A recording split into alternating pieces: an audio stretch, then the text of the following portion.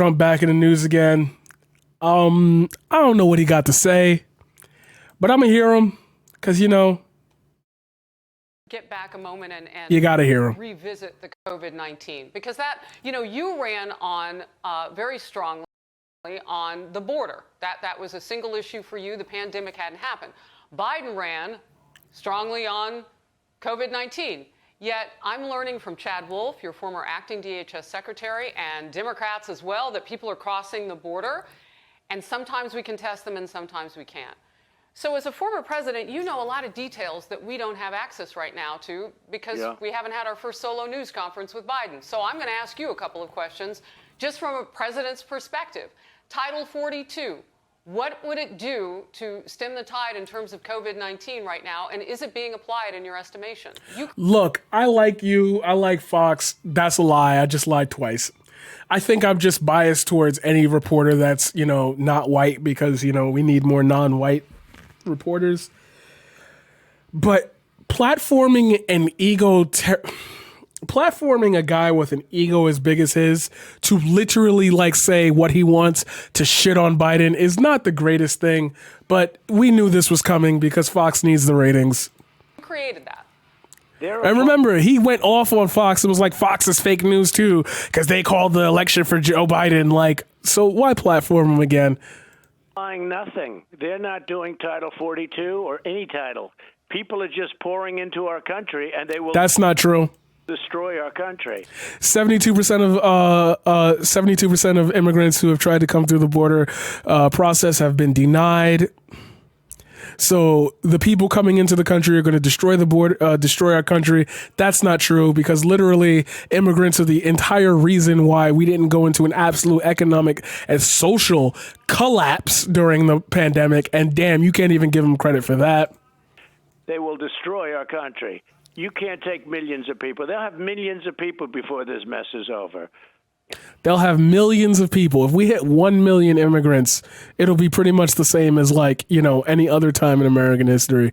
I really hate the fact that Americans think about I hate that boomers listen to this and they'd be like, yeah, that's right. And just ignore their entire history. Do you not understand the war on immigration has been a thing forever? And it's funny how that became a thing knowing our country's history, but I think that we're so disillusioned to it because of World War II. And one day we're going to have a real talk about Reconstruction and World War II and how these two events around Jim Crow really showed that America was a white supremacist country from jump. And the reasons why we can't swallow that. Because if we swallowed that, a lot of the things that we want would come way easier. Because then you'd have a rallying cause and you wouldn't be divided by power structures that are literally inlaid in our system. People say, yo, you're looking for racist stuff where you can't find racist stuff. No, we never looked for it. And now that we're more aware of what's happening now, we go back and we're like, wait a minute, that was always happening. And it just uncovers more and more stuff. And they've got some kind of a political theory, I guess, that it's a good thing. Maybe. I don't think it is. I think it's a very bad thing for our country. Again, we want people to come in, but they have to be able to help our country. They have to come in through merit, and they have to come in legally. Right now, you don't have anything protecting our country. You have people just flowing through, coming through. And they're in our country. You have. All right. Border encounters, single adults and unaccompanied minors are up 188% and 92%, and that is by the U.S. Customs and Border Protection. Most people, when they watch this content, they would say, well, pull up something that proves that that's different. Go watch the Dan Crenshaw thing and then come back to me on why this is clearly out of context in the sense, because I don't know, maybe there was a pandemic or something that was stopping people from doing everything altogether. There's just a thing, people just flowing through, coming through. And they're the numbers are so vast. Nobody's ever seen anything like it. They said 20 years. I'll bet you it's maybe forever. Maybe it's, from the beginning of this whole mess. But it's much more than 20 years. They said the worst in 20 years. No, they're going to destroy our country in other ways, too, if you look at what's going on. You're going to have packed the court. Well, Montana. You're going to have big tax increases. They're going to take your guns away. How the hell did he get there? Hold on. Go back a second. The worst in 20 years. No, they're going to destroy our country in other ways, too, if you look at what's going on. So these are the ways that immigrants are going to destroy our country. Just the ones coming from South America. Nowhere else, just South America. Hold on. You're going to have pack the courts. Well, Montana You're going to have big tax Pack the courts. increases. Big tax increases. Take your guns away. Take your guns away. Take a look at what they're doing with... take a look at what's coming up, and I predicted it all. Now, I must say... Pivoted away from how they're going to do that to say, I predicted it all. See, I was right. But what you're saying isn't happening either. I never thought that Biden... And it's not Biden; it's other people that are, putting stuff in front of him. You don't think it's him? But I never thought that Biden in a million years would be worse. Nobody did. Would be far worse than Bernie Sanders. This is Bernie Sanders on steroids. Oh my God, they caved in on the $15 minimum wage, and he went on live television to say that this is Bernie Sanders on steroids. The one thing Bernie Sanders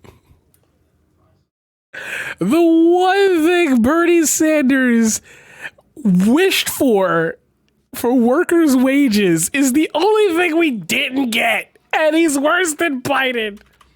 This is what he's doing with all, and that you haven't. When you say worse than see, this is what I'd love to debate Donald Trump on something. When you say he's worse than Bernie Sanders, he's Bernie Sanders on steroids. Do you mean in a neoliberal sense? Like he's not doing the great things that Bernie Sanders would have done? Or are you saying that like Bernie was a low point and Biden's lower than that? Because he still caved to most of the Republicans' demands after the insurrection and did not push for public health care. Are you fucking serious? Like, even if you were like the most dedicated boomer to Fox News, even you'd have to sit there and be like, but Bernie Sanders was like wanting all this stuff that like literally we didn't get in the last COVID bill. Seen anything yet? So the Second Amendment is going to be obliterated. And there's no stopping them. And our leadership, Mitch, isn't strong enough to stop people. Never was. That's like one of the big secrets. But he had the majority. But now that he's not in the majority, he's not doing his thing. He's not doing what he should be doing. There are ways to stop some of this stuff that's happening, but you're going to see packing the courts. You're going to see the biggest tax increase in history. You're going to see the Second Amendment just absolutely obliterated. You're going to see many other things. The Green New Deal will be put into effect. And people used to laugh at it when it was proposed 3 years ago by people that knew nothing about the environment, by the way. And they're going to raise taxes to a level, and they're going to spend a lot of the money foolishly on Green New Deal stuff that doesn't work. Answer the fucking question, though. Numbers, and we're showing some information for our viewers, Mr. President, as you were talking and matching up a little bit. You were talking about the surge at the border. Let's go back to southwest border. Adults up 188%. And unaccompanied minors, I want to talk about the children. Because that's the market. You don't care about the fucking children. You don't care about the fucking children. You don't care about the children. Stop, Republicans. Please stop with the faux outrage about the children. Because if you were really concerned about the children, you would be more concerned with the foster care system that we have in place that literally does not. You want to stop abortions. Then you want to chastise people for having too many babies. Then you don't care about the foster care system that's like hideously corrupt. And like, what, son? Mark against our soul. And your administration took criticism because we were taking in unaccompanied minors and they were getting separated from the adults at the border. And you see that, everybody on the screen, 92% increase of unaccompanied minors now. And 2021 versus 2020, we're only 3 months in. So as we look at the screen, I want to match that now. Mr. President, when you look at these numbers and you look at what wiped away on the first day of President Biden's administration, an executive order, what exactly were you doing that was working better than what we see now? And I can't wait. I got to hear this. Flowing over now. But there were some things that you did. You had agreements with Honduras, Ecuador, Guatemala, Mexico. I want the audience to understand some of what was wiped away more than just, well, it had my name on it. Because those numbers that we're looking at now are a mark against us. Those children, their lives are forever different, if they make it. Well, first of all, I mean, the only problem with giving you this answer is you don't have enough time because, you know, you need about 2 hours to explain what we've done. What we did is incredible. But, you know, in a nutshell, I do want to start off by saying that they built the cages. They built cages for children. We didn't build them. They built them. And a famous picture appeared about the cages that were built. And then, fortunately, somebody remembered. And fortunately, we have guys like Morgan and Tom. How good. I mean, we have such professionals, Tom Homan. We have such great professionals. I watch them on your show. They really know their business. And they're, you know, they're not involved in this. They have people that have no idea. But they built cages in 2014, but that was during the Obama administration, and they blamed them on us. We didn't build the cages. They did. Very sad, you know. When Oh my God, he finds every way. Like, you're not president anymore. You can just be mask off with it, bro. they had a picture in the New York Times of children in cages, and it turned out that it was them, and the newspapers didn't want to do retractions, even though now everybody knows that's the fact. But as far as other countries are concerned, so we had Guatemala, Honduras, El Salvador, and others. We were paying those three countries approximately $500 million a year. Who knows what they were doing with the money? You could imagine. They were supposed to use that money for economic development, keep people there. It all sounds good. Oh, wow. Wow. That's how old this argument is that I've already Googled this.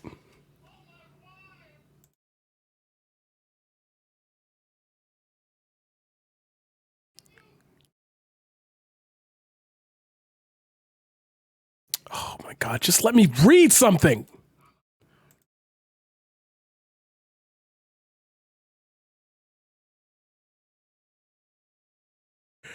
Yeah, we did this already. He was like, we were paying them and God knows what we were doing.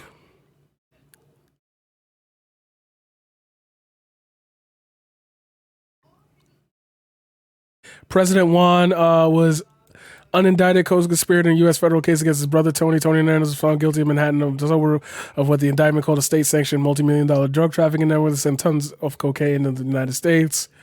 He was never charged and denied wrongdoing. Blah blah blah. Yeah, we covered this already. There's some deep YouTube video I've already done about this, but yeah, he allotted it. I don't know why he keeps bringing up like it was a bad thing. He allotted it knowing what like those countries were like. But it wasn't being used for that. And also, $500 million over the 2 years is a drop in the pan to Jeff Bezos' considered worth.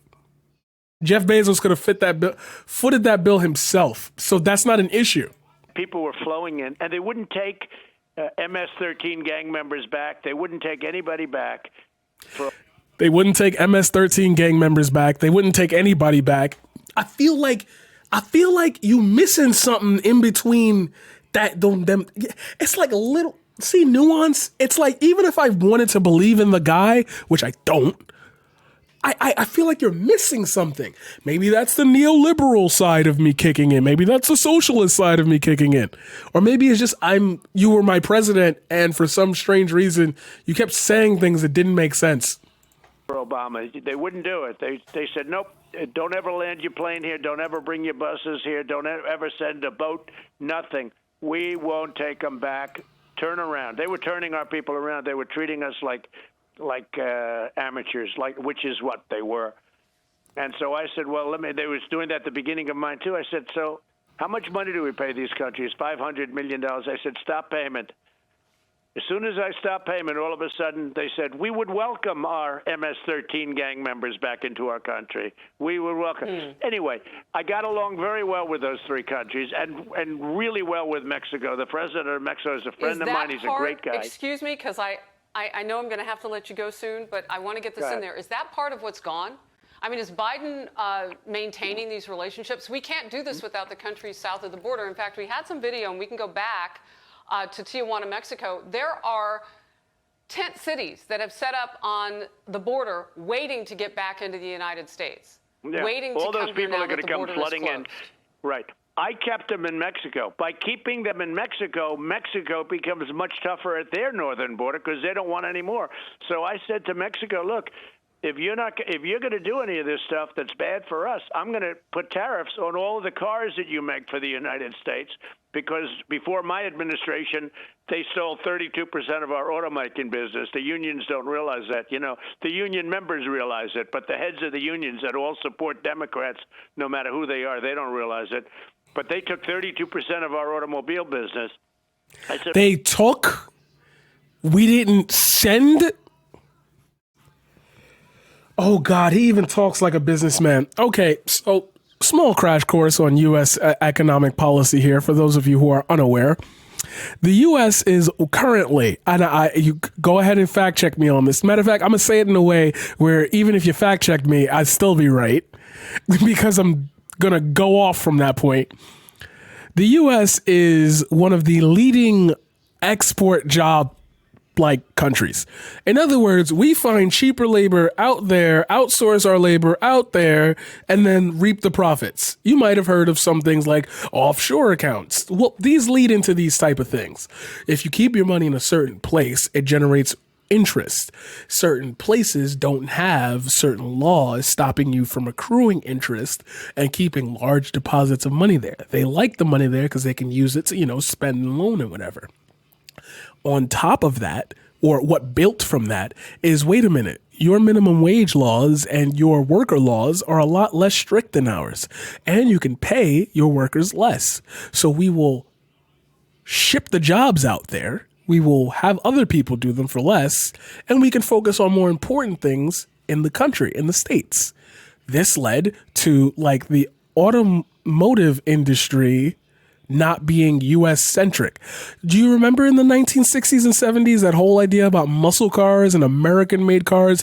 The Fast and the Furious, for all its goddamn problems as it grew into a superhero series, did really focus on that with actual integral details in the beginning. There's a difference between Japanese made cars, German made cars, American made cars. There's a reason why anybody with half a fucking brain cell would know that. That all those cars that you make are going to be tariffed. So Mexico was great. I must tell you, Mexico was great. The relationships well, they're not doing that anymore. You literally shit on Mexico in your campaign. Well, no, we can tell that they're not doing that They have anymore. a field day. They have people that are rank amateurs. They have people that talk about ideology, but it's not even good ideology. Why would it work? Why are we supposed to take care of the world, and in many cases, the world's criminals? And they're coming over. Oh, God, he almost had it. He is the biggest Trump. Obviously, he is the Trumpism, but he's the biggest conservative reaching the point and then abandoning it.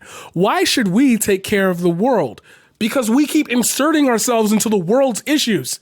There's a reason why our military strength is so fucking large, because we literally say every time, that place needs democracy. That place needs democracy. If we stopped caring about our military so goddamn much and put all of that money into, the economy and to the systemic welfare of the citizens of this country, a lot of the problems would just be solved literally overnight. But not from the three countries plus Mexico. They're coming over now from Yemen. They're coming over from the Middle East. Who the hell? Look. See, that's a dog whistle. That's a dog whistle. Not only are the bad Spanish people coming, but the terrorists from the Middle East are coming. But he didn't say terrorists, did he? Yeah, but he has alluded to the fact that people who immigrate are criminals. And what do you associate with the Middle East and criminal activity? What's the big tent under which we live in this country that we immediately jump to as the first association between brown people and criminal acts? It damn sure ain't robberies. The fuck up. Hey, thank you for the follow. I appreciate it. What hell knows what we're taking in. These people coming are through that destroying our corridor. country. I said it was going to happen during the campaign. That's why I got 75 million votes. Probably. What like, yo, she asked you a question, and that's not even in the realm of an answer. That's not even in the realm of like, god damn, bro. Much more than that. And it's a disgrace what's been allowed to happen to our country, and they're persecuting people. Even she doesn't know what to say at this point, and I agree with you. She's listening to it, and she's like, damn, bro, he really, like, she about to do the light, the L thing, the light Yagami thing. Damn, bro, you really fucked that one up for me. Where are my glasses so I could do it in real time? I don't even know where my glasses are. That's how long it's been since I've streamed. I don't even know where my glasses are. And if you've been here for a while, you know my glasses are an integral part of my smart guy routine. Fuck, I've lost my glasses. Oh, Jesus. Thank you guys for sticking with me so long. I know I normally don't do 4-hour streams, but we had a lot of news to cover. They're stopping them from talking. They're stopping free speech, and they're All right, persecuting let's get into that. great Americans. Oh, she said, let's get into that. Now, let's get into the fact that as media, we cannot get into this border situation, that there is a lid on us with regard to those facilities.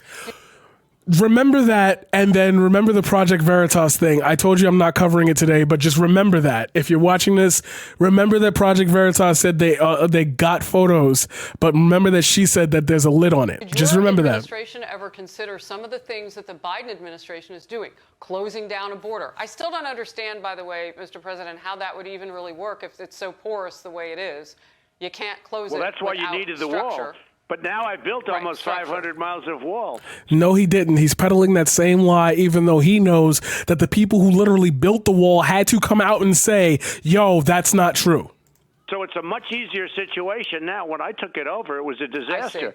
But I built 500 miles of wall, and now, you know, you have vast sections. I mean, you see some openings, but the openings get closed. That's what the purpose is. You have to close them. Those contracts have been given a long time ago. And again, that was to get people through. But these are small openings. But that has to get closed. But the wall has made it so much easier for these people. And frankly, I mean, I even hear they want to tear down the wall, if you can even believe it. Tear down the wall. You know, this is not the way you heard it from Ronald Reagan. He brought up Reagan. Oh, my God.